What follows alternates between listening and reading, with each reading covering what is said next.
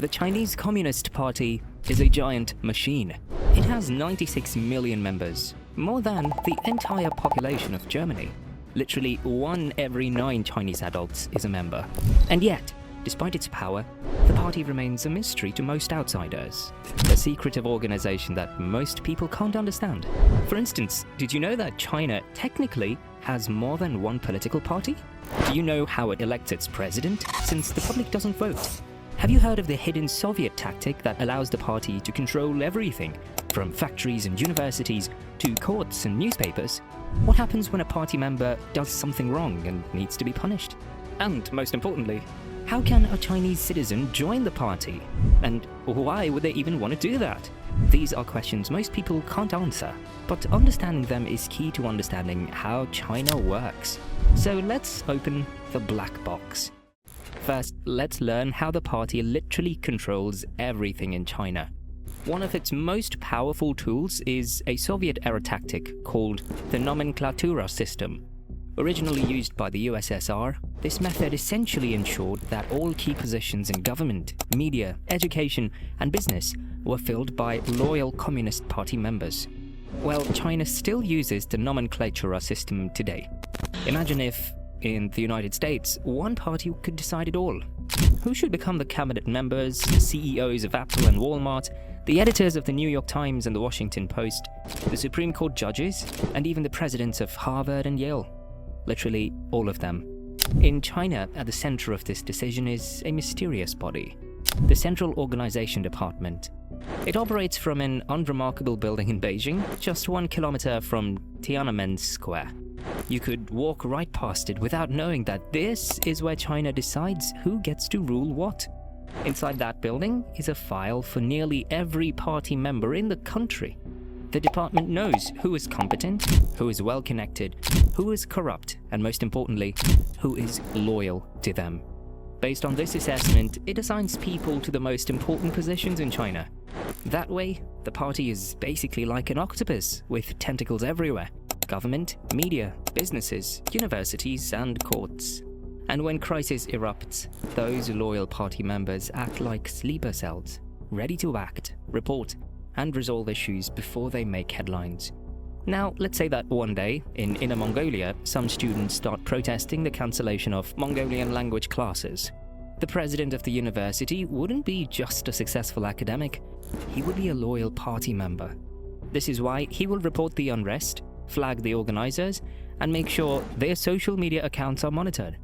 Within 48 hours, the situation would be quietly handled before it even escalates and gets public. That's the Nomenklatura system in action. The party has its eyes, ears, and hands pretty much everywhere. Of course, some of these party officials aren't immune to corruption.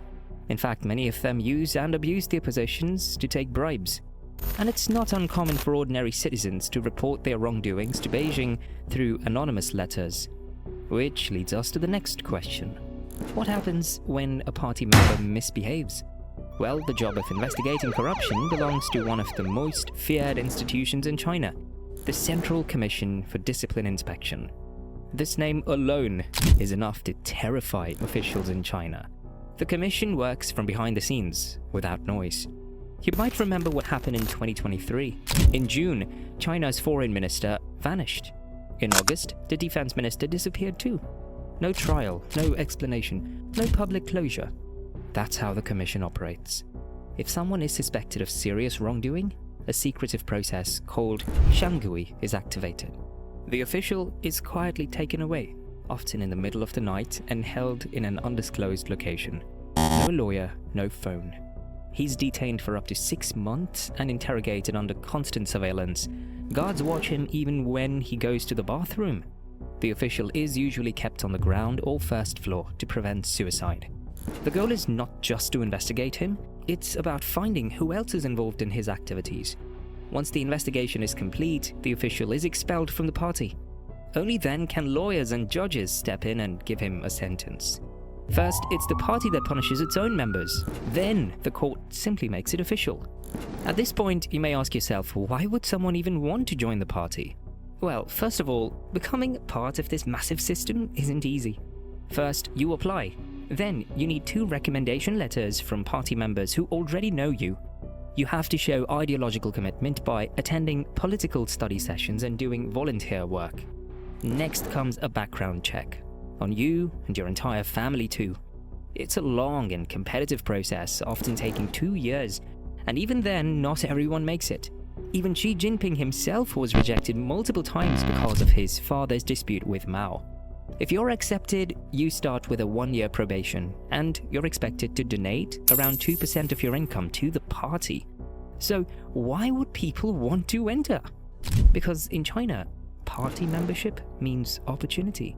You see, many people in the West still imagine that members of the Communist Party are some sort of obsessive Marxist ideologues. Not quite. Party membership is no longer about ideology, it's about career and social status. It's essential for anyone who wants to climb the ladder, whether in business, academia, politics, or the military. If you want to grow within a major company, that might be your only option. Another thing most people may not know is that the CCP is not the only political party in China. Yeah, you heard that right. China has another 8 officially recognized political parties. Most of them fought alongside the communists against the Japanese during World War II, and believe it or not, they still exist today. But don't think of them as opposition parties like you would find in a democracy. Think of them as satellites orbiting around one central sun, the Communist Party. They don't challenge its authority, ever. But they're not entirely useless either. They conduct research and offer policy suggestions. For example, they might assess working conditions at a construction site or analyze how foreign media portrays China abroad. Based on that, they provide feedback and reports. They are like mirrors, reflecting information back to the party without ever confronting it. They have a voice, but it's always a loyal one. And last but not the least, the question most people can't answer: how China's president is actually elected, since Chinese citizens don't get to vote? Well, in theory, people will tell you that the party is organized like a pyramid, with each body voting for the one above. According to this narrative, every 5 years, the party congress meets in Beijing, where it elects the Central Committee, which elects the Politburo, which elects a Politburo Standing Committee. At this point, the president is chosen among them. But the reality is different. By the time the Congress begins, most decisions have actually been made. Elder leaders, especially former presidents, often hand-pick their successors behind closed doors long before the public ceremony. The Congress only makes it official. Sometimes you can already guess who will be the next president of China by carefully reading through the lines. For example, if someone joins the Standing Committee at a younger age than the others, it usually means they are being groomed to become the next president. If they are closely connected to a powerful elder official, maybe even the former president himself, that's another clue.